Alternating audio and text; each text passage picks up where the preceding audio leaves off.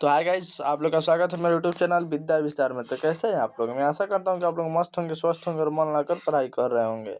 मैं आप लोग के लिए इसके पहले जो था यहाँ तक यानी चैप्टर 6 तक का समाप्त कर दिया हूँ हिंदी का। वो भी क्या चीज़ का, हिंदी का जो भी कहानी होता है ना उसका चैप्टर 6 तक समाप्त कर दिया हूँ। अब देखिए हम लोग यहाँ पे चैप्टर 7 आज क्या करने वाले पढ़ने वाले हैं।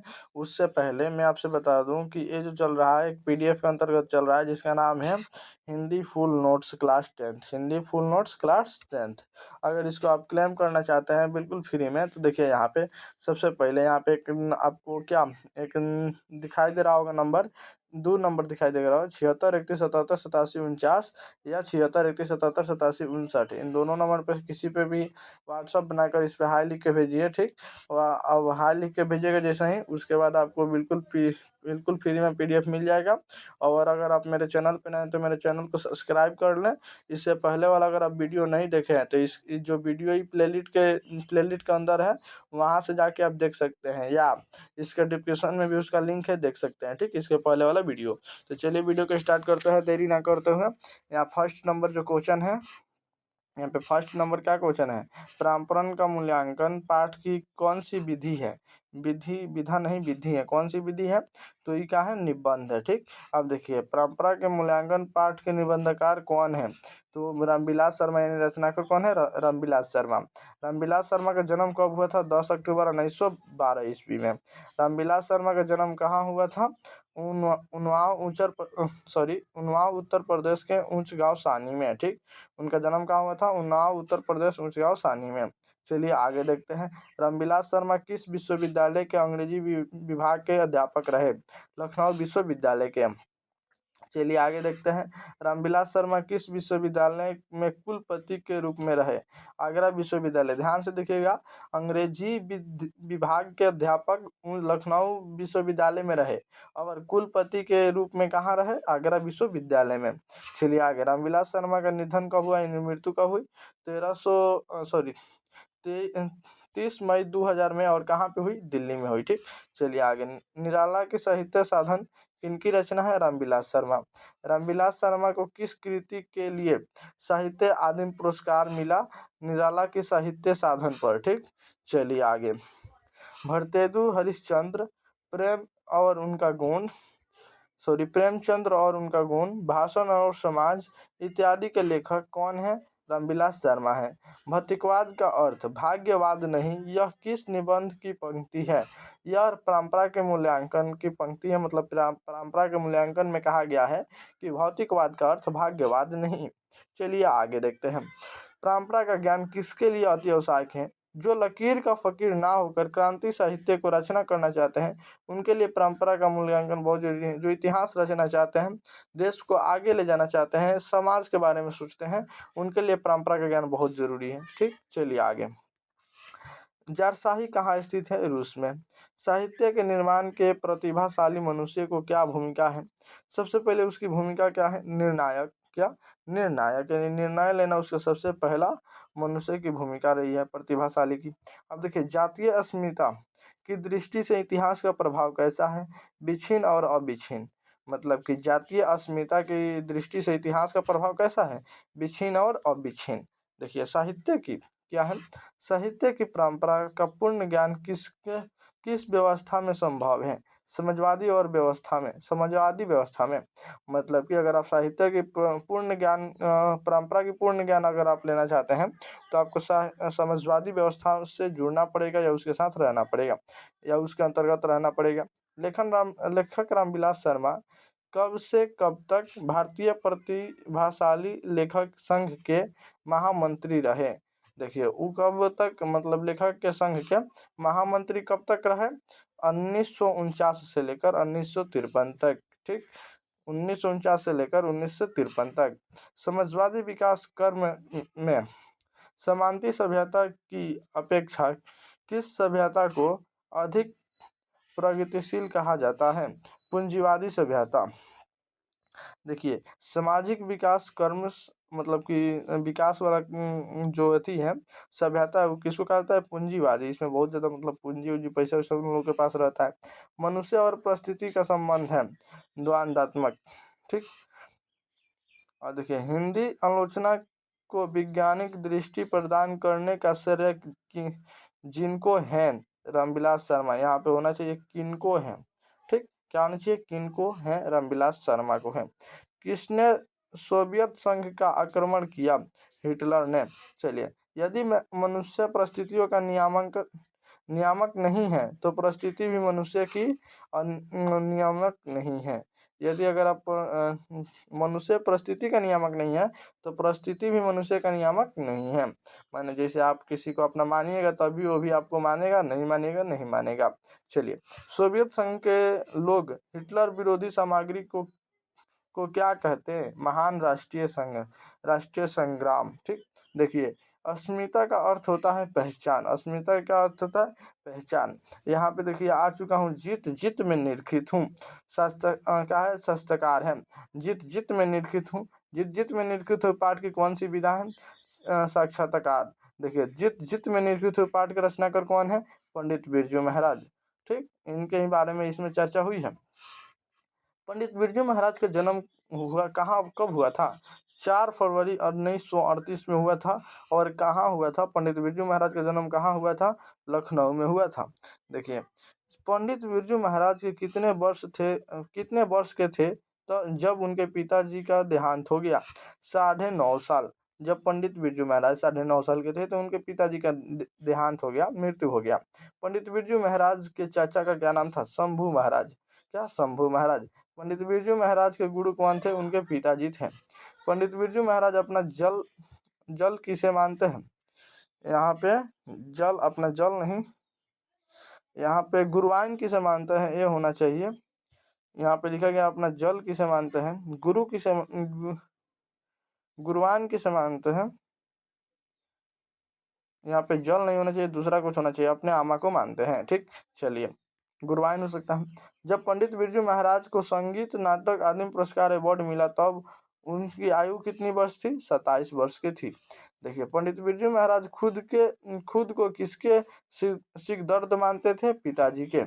पंडित बिरजू महाराज को किसने गांठ बांधा, उनके पिताजी, यानी जो नहीं होता है गुरु दक्षिणा में यार कुछ देवे, गांठ बांधे ना तो कुछ रुपये दिए, मतलब सीधा सीधी गुरु अपने शिष्य को प्रिय शिष्य बनाए।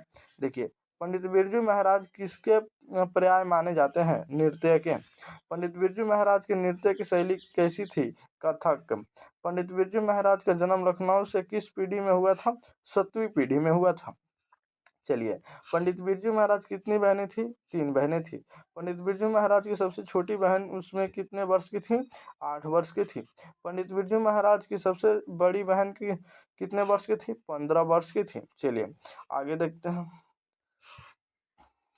अब देखिए, पंडित बिरजू महाराज को संगीत भारती लेकर कौन आए थे, भारत लेकर कौन आए थे, भारती लेकर कौन आए थे, अच्छा, संगीत भारती लेकर कौन आए थे, कपिल जी। कौन लेकर आए थे, कपिल जी। पंडित बिरजू महाराज के अंतिम बार अपने पिताजी के साथ कहाँ प्रोग्राम किया, मौनपुरी में। क्या, मौनपुरी में। अब देखिए, पंडित बिरजू महाराज किनके प्रोग्राम करके अपने पिताजी, सॉरी, कितने होना चाहिए, कितने, हाँ ये कितने ही है, कितने प्रोग्राम करके अपने पिताजी की तेरहवीं कराई, 2 प्रोग्राम करके। पंडित बिरजू महाराज ने 2 प्रोग्राम करके कितने रुपए कमाए थे, 500 रुपये कमाए थे। ठीक, अब देखिए आगे, पंडित बिरजू महाराज किसे अपना सिख दर्द मानते हैं, सरस्वती को। क्या चीज, सरस्वती को। अब देखिए, पंडित बिरजू महाराज को तो तालीम किसने दी, बाबूजी ने। बिरजू महाराज किस शैली के नर्तक थे, कथक। उसके बाद पंडित बिरजू महाराज की ख्याति किस रूप में है, नर्तक के रूप में, नाचने वाले। शंभू महाराज बिरजू महाराज के कौन थे, चाचा थे। देखिए, शंभू महाराज जो थे ना, बिरजू महाराज के चाचा थे, याद रखिएगा, थोड़ा ध्यान से सुनिएगा। हलकारे का अर्थ होता है संदेशवाहक। हलकारे का अर्थ क्या होता है, संदेशवाहक होता है। नेपाल में बिरजू महाराज एक रिश्तेदार थे जिनका नाम था झुमक लाल। जब दिल्ली में हिंदू मुस्लिम दंगे होने लगे तब डर के मारे बिरजू महाराज और उनकी अम्मा कहाँ चले गए, लखनऊ चले गए। किसी प्रकार की दिक्कत नहीं ना। चलिए आगे, हम लोग कहाँ चलने वाले हैं, अभी यहाँ पे चलने वाले हैं भले। बिरजू महाराज का संबंध है कृथक नृतक से।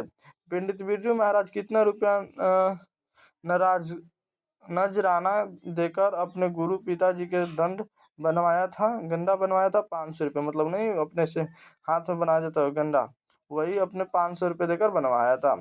सिर दर्द का अर्थ होता है शिष्य, मतलब ये जो अभी नहीं बोल रहे थे कि मैं अपने पिताजी का खुद सिरदर्द हूँ, यानी अपने पिताजी का खुद शिष्य हूँ। चलिए अभिनय यहाँ पे हम लोग आ गए हैं अभिनय पे। लास्ट यहाँ पे चैप्टर पढ़ेंगे, उसके बाद फिर कल पढ़ेंगे। मतलब हम लोग क्या करेंगे, डेली का 3 चैप्टर पढ़ेंगे, ज़्यादा मिनट का वीडियो देंगे नहीं आपको, क्योंकि सबसे आसान चैप्टर है, सबसे कम वीडियो देंगे ताकि आपको जो क्या है ऑब्जेक्टिव याद हो सके। अभिनय पाठ के लेखक कौन सी विधा, ललित रचना। अभिनय के लेखक कौन है, अशोक वाजपेयी। अशोक वाजपेयी का जन्म कब हुआ था, 16 जनवरी 1941 में। देखिए अशोक वाजपेयी का जन्म कहाँ हुआ था, दुर्ग छत्तीसगढ़ में। अशोक वाजपेयी कहाँ के मूल निवासी थे, मध्य प्रदेश के। अशोक वाजपेयी का माता और पिता का नाम क्या था, माता निर्मला देवी और पिता परमानंद वाजपेयी। अशोक वाजपेयी की अपनी प्रारंभिक शिक्षा कहाँ से शुरू की, गवर्नमेंट हाई सेकेंडरी स्कूल से, यानी वो अपने गांव के स्कूल से। चलिए अशोक वाजपेयी ने MA कहाँ से की है, दिल्ली से। MA कहाँ से की है, दिल्ली से। किसके लगभग 3 दर्जन मौलिक और संपदा कृतियां प्रकाशित है, अशोक वाजपेयी के। 3 दर्जन का मतलब कितना, 36 गो। 3 दर्जन का मतलब 12 36, 1 दर्जन में 12 गो होते हैं, यानी 36 गो। चलिए एक पतंग अनंत में किसकी रचना है, अशोक वाजपेयी की। तत्पुरुष, कहीं नहीं तो वहीं, थोड़ी सी जगह इत्यादि किनकी रचना है, अशोक वाजपेयी की। चलिए वाजपेयी की। अभिनय कहाँ स्थित है, दक्षिण फ्रांस में। अभिनय क्या है, दक्षिण फ्रांस का एक मध्ययुगीन ईसाई मठ। लेखक कितने वर्ष के पहले अभिनय गए थे, 10 वर्ष पहले। लेखक अभिनय में कितने दिन रुके, 19 दिन रुके। और देखिए 19 दिन में क्या क्या लिखे हैं। लेखक 19 दिन के प्रवास में अभिनय में कितनी कविताएं और गद्य लिखे, 35 कविताएं लिखे और 27 गद्य लिखे 19 दिन में। देखिए वो कितना बड़े राइटर थे। फ्रांस का एक प्रमुख कला केंद्र है अभिनय। रोन नदी के दूसरी ओर एक बसा एक छोटा सा शहर कौन सा है, विलनय। क्या, विलनय, विलनब्बे, विलनब्बे, विलनय। उत्तर एक विलनब्बे, विलनय क्या है, एक छोटा सा गांव है, विलनय लिखा है भाई, विलनय। अशोक वाजपेयी अभिनय साथ ले गए थे। अभिनय में जाने के लिए वो हिंदी का टाइपराइटर, कुछ पुस्तकें और कुछ संगीत टिप्स ले गए थे। 14वीं सदी के फ्रेंच क्रांति तक किसका धर्म उपयोग रहा, लाल शत्रुज का। क्या, लाल शत्रुज का। लाल शत्रुज क्या है, ईसाई मठ है भाई। पिकासो की कृति का नाम क्या है, दामो मादो मोलेजे, मादा मलेजे द अभिनय। रोन नदी के किनारे बसे शहर का नाम क्या है, अभिनय है। प्रत्येक वर्ष अभिनय में किसका कैसा समारोह आयोजित किया जाता था, रंग समारोह। विलनब्बे और अभिनय के बीच कौन सी नदी है, रोन नदी। किसी प्रकार की दिक्कत नहीं ना। अभिनय क्या है, ईसाई मठ है, आप लोग जानते हैं।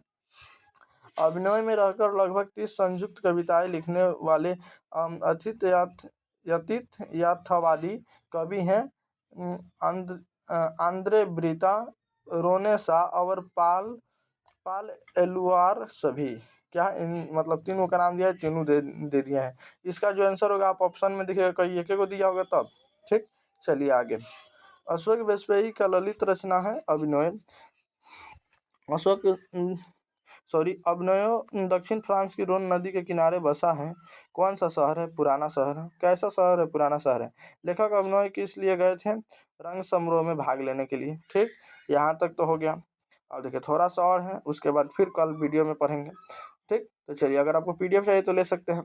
यहाँ पे एक नंबर दिखाई दे रहा होगा, 76 31 77 87 49। आपको इस क्लास 10th का क्रैश कोर्स का ऑल PDF, क्या ऑल PDF आपको बिल्कुल फ्री में, क्रैश कोर्स सभी PDF बिल्कुल फ्री में मिलेगा। बैकग्राउंड आवाज पे ध्यान नहीं दीजिए, सॉरी उसके लिए, मैं क्योंकि घर पे हूँ। ठीक, चलिए। पीटर बुक का विवाद प्रस्त महाभारत पहले पहल कहाँ प्रस्तुत किया जाने वाला था, अभिनय में। लाल शत्रुज किसने बनवाया था, फ्रेंच शासकों ने। कारथुसियन पर संप्रदाय का ईसाई मठ है, लाल शत्रुज। देखिए जारशाही कहाँ है, रूस में है, ये आप लोग पहले ही पढ़े हैं। अभिनय किस नदी पर स्थित, किस नदी पर स्थित है? रोन नदी पर। देखिए, अशोक वाजपेयी को नदी किनारे किनकी कविता याद आती है? विनोद कुमार शुक्ल की। विनोद कुमार शुक्ल की। अशोक वाजपेयी नदी की तुलना किससे करते हैं? कविता से। ठीक, अब चलिए आगे, इधर आइए थोड़ा सा। लास्ट क्वेश्चन, अशोक वाजपेयी को नदी के किनारे विनोद कुमार शुक्ल की कौन सी कविता याद आती है? नदी नदी चेहरे लोगों की। नदी चेहरे लोगों की। तो यहाँ तक हमारा आज का जो सफ़र रहा खत्म हुआ। और अगर आप मेरे चैनल पर नए तो मेरे चैनल को सब्सक्राइब कीजिए, वीडियो को लाइक कीजिए और शेयर भी कीजिए। ठीक, तो मिलते हैं नेक्स्ट वीडियो में, तब तक के लिए बाय। अगर आप लोग को PDF चाहिए तो अभी बोले ना, इस नंबर पर थोड़ा हाईलाइट कर दे रहा हूँ, इस नंबर पर अगर आपको चाहिए तो ले सकते हैं बिना किसी दिक्कत का। ठीक, तो चलिए मिलते हैं नेक्स्ट वीडियो में, तब तक के लिए bye. Thank you so much.